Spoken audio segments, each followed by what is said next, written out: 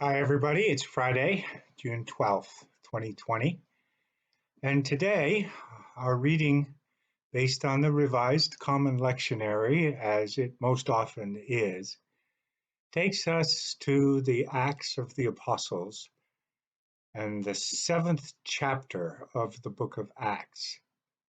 The reading for today is an excerpt, a small piece, of a much larger address delivered by the deacon, Stephen, at his trial for his testimony to Christ.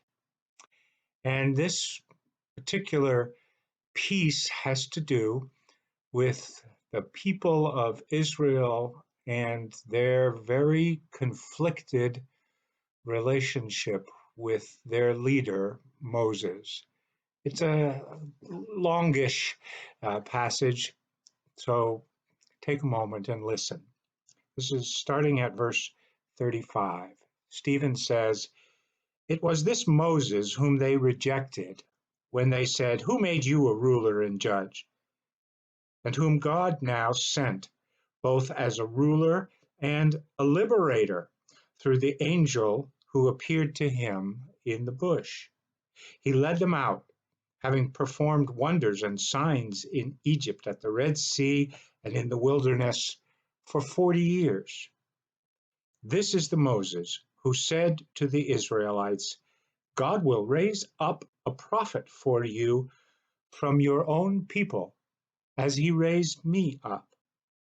He is the one who was in the congregation in the wilderness with the angel who spoke to him at Mount Sinai and with our ancestors, and he received living oracles to give to us. Our ancestors were unwilling to obey him. Instead, they pushed him aside, and in their hearts they turned back to Egypt, saying to Aaron, 'Make gods for us who will lead the way for us. As for this Moses who led us out from the land of Egypt, we don't know what has happened to him.' At that time, they made a calf, offered a sacrifice to the idol, and reveled in the works of their hands." Now, Stephen's speech goes on much longer. And there are a lot of lessons that we can take from what he had to say in his defense. And certainly his comparison of Moses to Christ and his message that Moses in his ministry was a prophet who predicted the coming of a far greater prophet, Jesus Christ, was an important figure. But the people, according to Stephen, rejected him, and in doing so, rejected his message. And, according to what Stephen says, in their hearts, they turned back to Egypt. Friends, sometimes liberation, deliverance, and a new way of being is part of a hard journey. It takes work. It's a challenge.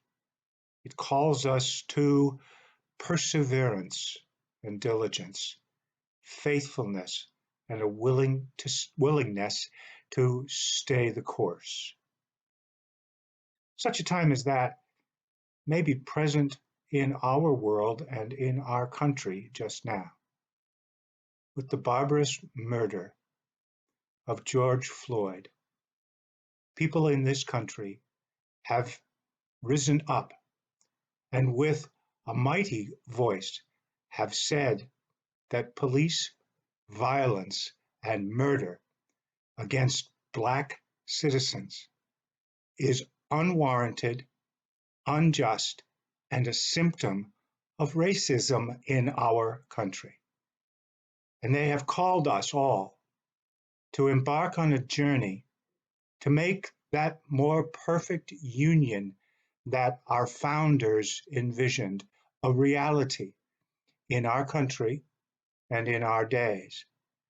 This will not be a quick or easy journey, but now is the time, and it will require us to have the courage to persevere, to stay the course, even though things get difficult, even though we may lose faith from time to time in the wisdom and discretion of our leaders.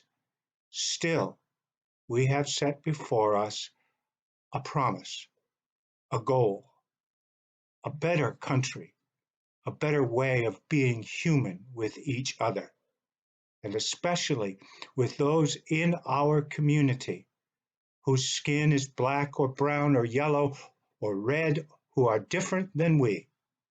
It is our responsibility to stand together and to stay true, to stay the course and to follow through and not turn back. I believe that this is a time that we, as the followers of Christ, are called to continue the journey, continue the process, continue the faithful obedience. We'll be talking a lot more about this, but I wanted to share those thoughts with you from the Revised Common Lectionary reading today from the 7th chapter of the Acts of the Apostles. Now, tomorrow is Saturday, and I'm going to take the day off. I won't be here for a devotion on Saturday, but we'll be back on Sunday with a live stream and a recording of our regular worship service. We will be gathering together, probably in limited numbers, and certainly observing appropriate social distance and safety, because we are still in the midst of a pandemic, and things can get much worse if we don't pay attention to the safety and security of one another. So we'll be gathering on Sunday at our worship space, but we'll also be expressing our concern and love for each other with the care and caution that we take. So if I don't see you on Sunday, I hope you'll join us again on Monday for another of these daily devotions. And God bless you until then.